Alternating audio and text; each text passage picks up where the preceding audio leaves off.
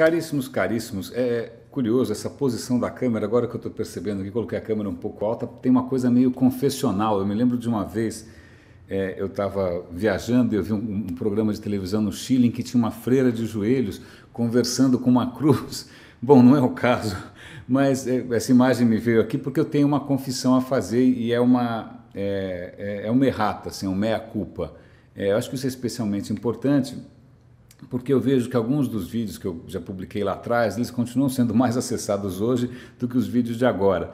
Então, dá um pouco de receio pelas coisas que eu já devo ter falado lá atrás e que hoje talvez eu já não assine mais embaixo. E uma delas me veio à cabeça ontem e me deixou bastante encafifado desde então, que é o seguinte: estava ontem num evento, nem vou comentar dessa história de eventos, deixa para lá, mas aí eu estava vendo algumas pessoas defendendo alguns pontos de vista que eu acho que eu mesmo já defendi e nos quais eu não acredito mais. E um deles, eu vou contar um pouco uma historinha, porque essa era a historinha que eu contava lá atrás. Nos anos 20, na Alemanha, teve uma escola de design muito influente chamada Bauhaus, certo? Certo. Nessa escola tinha um cara chamado Albers, era o professor Albers, que era um cara extremamente interessante, um trabalho muito bacana. E ele tinha uma aula lá para o pessoal que estava entrando, que era o seguinte: falou, olha gente, eu vou dar para vocês vários materiais e vocês vão fazer o que... Não, a história não é essa, estou me confundindo, já faz tanto tempo que eu não conto. A história era a seguinte: ele pegava e dava uma folha de papel para cada um e falava, olha, façam alguma coisa matadora com essa folha de papel. Aí dava lá meia hora para os malucos, aí quando ele voltava, um tinha feito uma réplica de uma catedral usando papel, né? O outro tinha feito... O que o outro tinha feito mesmo, porque eu não lembro? Whatever. O que o outro tinha feito? Um tinha feito uma catedral. Bom, aí eu sei que o outro tinha feito um troço super trabalhoso. Eu não lembro exatamente o que era tal. Mas um dos caras simplesmente pegou a folha de papel, dobrou, fez uma cabaninha assim e deixou de pé. Aí todo mundo falou, porra, esse cara é um vagabundo e tal. Aí o Albers voltou e falou, pô, parabéns, você foi o melhor aqui. Aí todo mundo falou, como assim? O cara só dobrou, olha o trabalho daquele cara, o cara fez a Torre Eiffel, agora que eu lembrei, o cara fez a Torre Eiffel em papel, o outro fez uma catedral em papel. Aí o Albers disse o seguinte, sabe por que ele venceu aqui? Por uma questão simples, porque a Torre Eiffel ela foi construída para demonstrar o poder do aço, né, das estruturas metálicas. Então ela só é possível por causa do aço como elemento construtivo.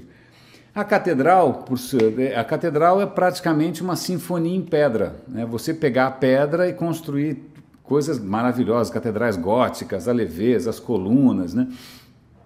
E aí, quando você usa o papel para replicar outros materiais, não é legal. O que esse cara aqui fez foi pegar um material específico, que é o papel, e explorar a qualidade que só o papel tem, que é de manter uma certa rigidez, de ter leveza. Então ele explorou o papel para aquilo que o papel é feito. Eu usava essa historinha para tentar mostrar para as pessoas que era isso que a gente devia fazer com o digital.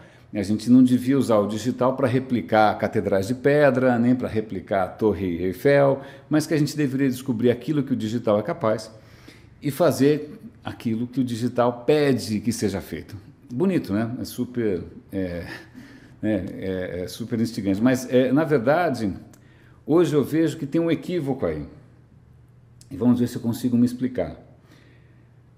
Quando eu vejo hoje gente falando, não, olha, porque o digital, né, lá vamos, o digital não tem fronteiras, porque o digital, o custo marginal é zero, porque o digital, ele desconhece, não sei o que, porque o digital, uma série de coisas, não, porque as redes, ontem a conversa da rede, não, porque as redes, porque as redes isso e aquilo, as redes quebram com a hierarquia, as redes horizontalizam tudo, as redes vão acabar com sei lá o que, com o centro e a periferia, as redes isso...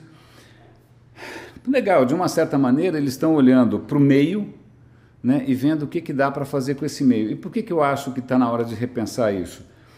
Porque, na verdade, vamos partir de uma tese, nada faz sentido por si só, né? Quem dá sentido a qualquer coisa são pessoas, né? E hoje o que a gente tem, mais do que nunca, inclusive, São pessoas, né, dando sentidos completamente inusitados, às vezes, às plataformas que a gente cria. Então, sei lá, o cara pode estar usando o WhatsApp como plataforma de campanha, o cara pode estar usando o Facebook como plataforma de insurreição, sei lá. As pessoas estão dando usos completamente insuspeitados para quem criou. Ou seja, quem dá sentido são as pessoas. Primeiro ponto, que isso para mim, até hoje eu acredito.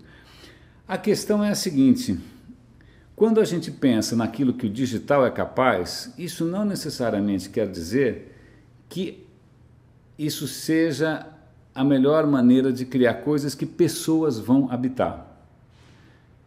Né? O que pessoas vão habitar. Porque o que a gente está descobrindo, o que eu pelo menos acho, é que a maneira como as pessoas se apropriam das tecnologias diz muito a respeito do que elas efetivamente querem.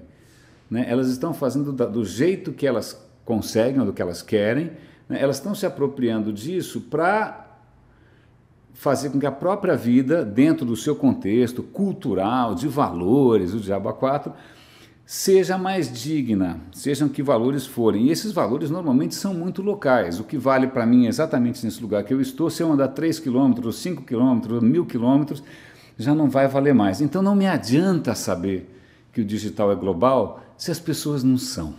Não me adianta saber que as redes permitem isso e aquilo, porque as redes isso e aquilo, se as pessoas colaboram ou não colaboram, se expõem ou não se expõem, né, interagem ou não interagem, de maneiras que não são as maneiras que a rede permite, são as maneiras que a sua cultura e os seus valores permitem. Né? Então, quando eu vejo gente impondo, né, a sociedade humana, ou impondo ao nosso futuro, futurólogos, futuristas, ai meu Deus do céu, futurólogos dizendo que o que vai determinar o nosso futuro é a maneira como as tecnologias funcionam, eu falo, cara, para.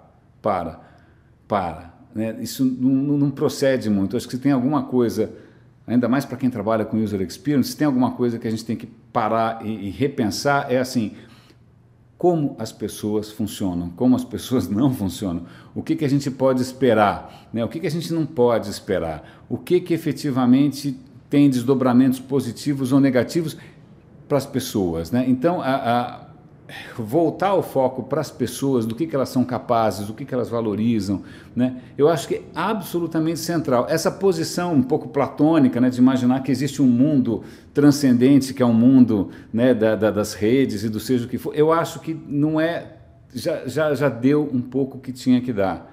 Eu acho que em outras tecnologias a gente vê isso, por exemplo, acho que nos anos 70 você podia ir para a Europa num voo supersônico, Concorde. Voltaram atrás. É lógico que o avião pode ir mais rápido, claro que aviões podem ir mais rápido, mas a questão é que faz um barulho infernal, inferniza todo mundo, né? O consumo de energia é uma brutalidade. Então você fala, olha, embora a tecnologia aeronáutica nos permita, sei lá, voar que nem um foguete para a Europa em 3 horas, você fala, cara, na boa, volta, né? Vamos fazer isso em 10, que assim é mais confortável. É a mesma coisa para os carros, é perfeitamente possível você construir um carro de passeio com 500 cavalos, né, sem cinto de segurança, mas você não faz isso, porque senão as pessoas vão se matar. Né? Então tem uma série de tecnologias aí, nem que seja a pontinha arredondada da tesoura do seu filho, né, que mostram que a gente tem que pensar em primeiro lugar como as pessoas vão usar isso. Né? E do que as pessoas são efetivamente capazes. É lógico que isso não há resposta para isso. Há um eterno perguntar, né? Porque a gente está sempre descobrindo do que as pessoas são capazes ou do que elas não são capazes. Quantos projetos vocês viram com as últimas tecnologias colaborativas PQP, da social media, do digital, da app, do mobile?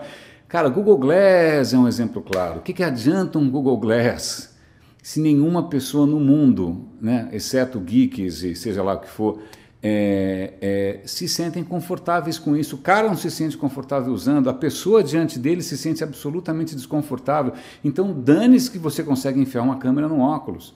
Né? Então, eu acho que está mais do que na hora da gente parar. É o que eu estou fazendo agora. Eu estou voltando atrás em coisas que eu mesmo já disse, né? Porque essa história de tentar explorar o que a tecnologia pode fazer e esquecer das pessoas, a gente já fez isso em vários terrenos. Tá? O meio ambiente está aí mostrando, passando a conta para a gente agora. Eu acho que no digital está na hora de parar de idealizar o que que são redes, o que que é o digital, o que que é nuvem. Cara, ok, saber disso, saber do que a tecnologia é capaz é fundamental, mas nada disso vai ter um puto de mudança, ou um puto de impacto positivo, né?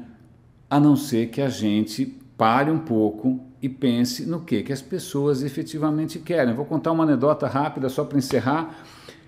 Se eu não me engano, o Mies van der Rohe construiu um arquiteto famosíssimo, moderno. Ele fez o prédio da Seagram em Manhattan, né, Nova York, na década de 50. Era um triunfo da arquitetura moderna, porque a arquitetura moderna você começava a usar o aço e o vidro, né?